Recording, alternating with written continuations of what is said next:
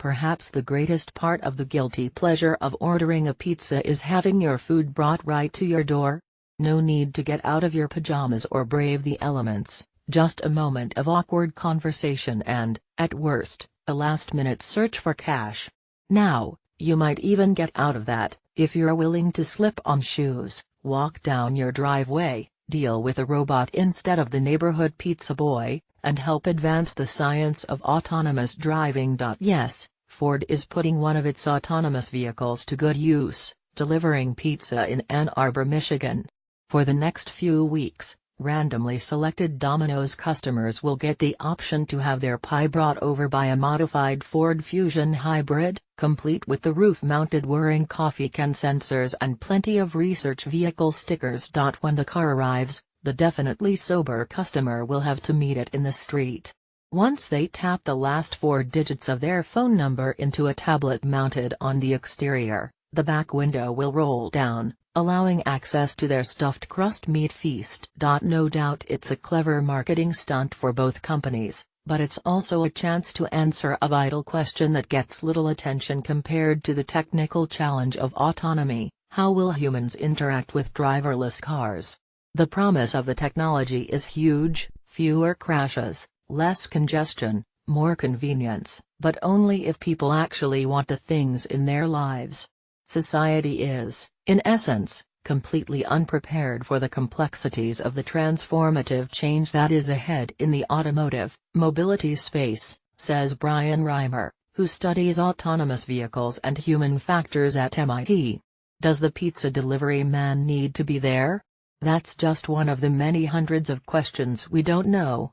Which is why Ford says understanding pizza delivery is crucial to its future.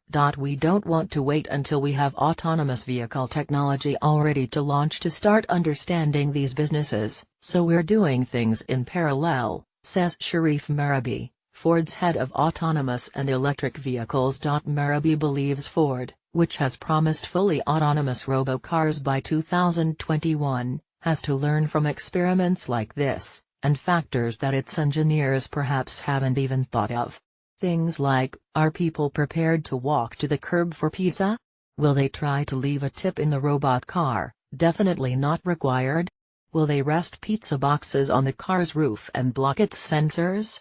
Do they freak out if their code to open the window doesn't work, or if there's a problem with their order? Ford will then modify its vehicles, software, and operations before bringing its promised driverless car to market by 2021. There's a twist, and not just in the crust: although the pizza-carrying car can drive itself, a human will be in control for these deliveries, hiding from the customer behind heavily blacked-out windows. That sounds like a cop-out, but limiting the number of variables actually makes this a more valuable experiment. A human driver can park properly every time, or even pull up onto a driveway, and won't scare a customer by lurching into action at the wrong moment, for example. Plus, it doesn't matter if the car actually drives itself, as long as the hungry addressee thinks it does. If you only do things in simulations, or controlled studies, there are a lot of situations you can't anticipate, says Wendy Yu, who studies the intersection of automation, humans, and design at Stanford University.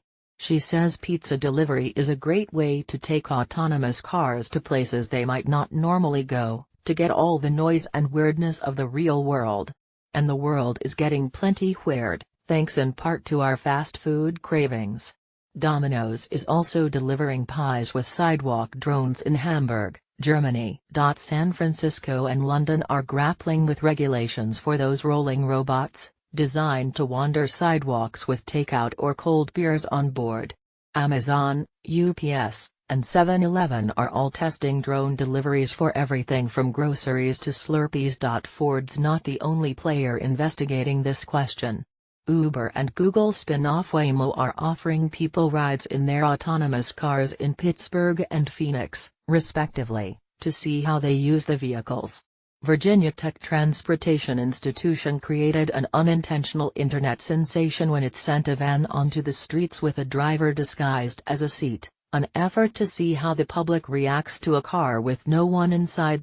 So don't feel guilty about ordering that pizza. Rather, take comfort in the idea that you may be helping shape the future of transportation. With extra pepperoni. Auto autonomous driving technology could make getting around safer, more efficient, and less expensive.